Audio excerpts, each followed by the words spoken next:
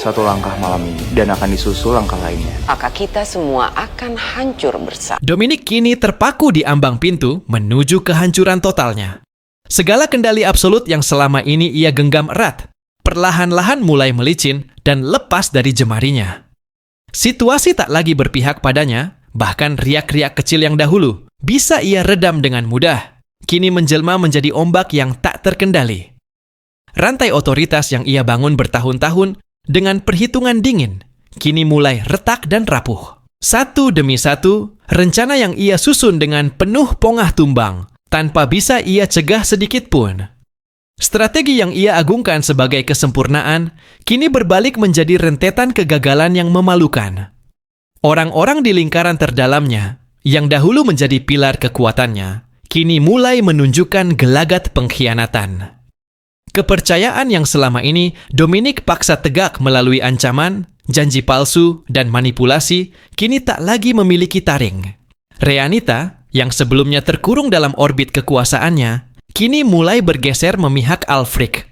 Axel, cucunya sendiri, sudah tidak lagi tunduk sepenuhnya di bawah perintah sang kakek. Matthew, cucu lainnya, mulai goyah dan hatinya kian condong pada Cassandra. Bahkan Blade, sang algojo yang dikenal tanpa kompromi dalam mengeksekusi perintah, kini tak lagi berdiri kokoh sebagai perisai Dominic.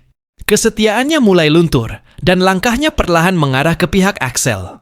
Meski di depan Dominic mereka masih mengenakan topeng kepatuhan, di balik wajah-wajah tunduk itu tersimpan keputusan yang berlawanan dengan ambisi Dominic.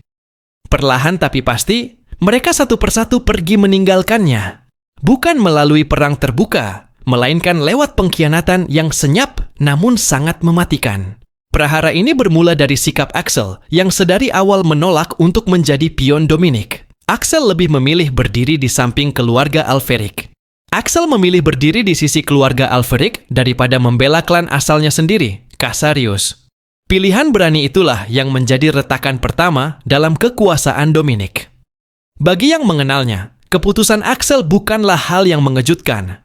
Semua tahu bahwa ia sudah lama menentang Dominic, menolak keserakahan dan ambisi gila yang telah menyesatkan serta menelan banyak korban jiwa. Axel tak lagi sanggup memalingkan muka dari kenyataan. Ia memilih untuk membela Om Ares. Ia memilih untuk membela Om Ares dan Tante Cassandra, yang secara eksplisit berarti ia bergabung dalam barisan Alfric untuk membantu Ares. Lalu ada Rheanita, sosok yang meski memiliki darah Cassarius, telah kehilangan jati diri keluarganya sejak masa remaja. Hidupnya dipenuhi luka masa lalu dan dosa-dosa yang tak pernah benar-benar sirna. Kini, ia memilih jalan penebusan dengan menjadi seorang guru, berharap bisa menyembuhkan noda masa lalunya melalui ketulusan. Rheanita tak ingin lagi terseret dalam intrik gelap Dominic. Ia mulai mengabaikan setiap instruksi yang datang padanya. Meskipun dalam beberapa situasi, ia dipaksa melakukan misi yang merugikan dirinya sendiri. Namun, ia tak lagi menjalankan tugas itu dengan sungguh-sungguh. Ia selalu mencari celah untuk menyabotase setiap misi, memastikan rencana Dominic patah di tengah jalan tanpa hasil. Selanjutnya adalah Matthew, yang juga mulai menunjukkan tanda-tanda keletihan. Matthew sudah mencapai titik jenuh menghadapi manipulasi tak berujung dari Oma Dominic. Ia tak sanggup lagi membohongi nuraninya dan memilih untuk membantu Cassandra dalam pencarian anaknya yang hilang. Di lubuk hatinya, Matthew sadar bahwa keruntuhan Cassarius hanyalah masalah waktu. Memahami bahwa rezim Dominic segera berakhir, Matthew tak punya pilihan selain merapat ke pihak Alfric demi bertahan hidup dan menemukan kebenaran. Dari rentetan peristiwa ini, kejatuhan Dominic tampak semakin nyata dan tak terelakkan. Isyaratnya begitu benderang, seolah kehancurannya tinggal menunggu detik terakhir.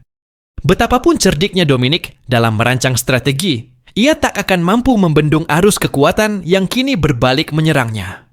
Ia tidak hanya menghadapi pengkhianatan dari dalam, namun juga tekanan luar yang kian menghimpit ruang geraknya. Ancaman dari eksternal bukanlah hal sepele.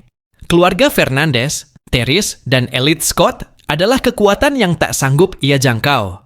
Anggota Elite Squad bukanlah lawan sembarangan. Mereka terlatih, sistematis, dan memiliki visi yang tajam. Di barisan itu, Jordan Fernandez muncul sebagai ancaman paling berbahaya. Jordan adalah pemikir yang tenang dan penuh kalkulasi, bergerak bukan dengan emosi, melainkan strategi yang mematikan. Saat ini, Jordan tengah menyusup ke dalam lingkaran kepercayaan Dominic. Jordan berpura-pura menjadi sekutu. Di permukaan, segalanya tampak menguntungkan bagi Dominic, terutama dengan bergabungnya F ke pihaknya. Namun, itu semua hanyalah fata morgana yang menipu. Kehadiran F bukanlah bentuk loyalitas, melainkan bidak dari strategi yang jauh lebih besar untuk menghancurkan Dominic dari dalam. Setiap langkah dan dukungan yang F berikan hanyalah skema sistematis untuk meruntuhkan fondasi kekuasaan sang tiran. Kehancuran itu kian mendekat. Kehancuran itu kian mendekat saat Ares Arferic ternyata telah lama bergerak di balik bayang-bayang tanpa terdeteksi. Ares bekerja dengan penuh kesabaran. Ia mengamati, mengumpulkan bukti, dan menanti momentum yang tepat. Dominic mengira ia telah mengendalikan semua ancaman, padahal Ares sudah berada beberapa langkah di depannya.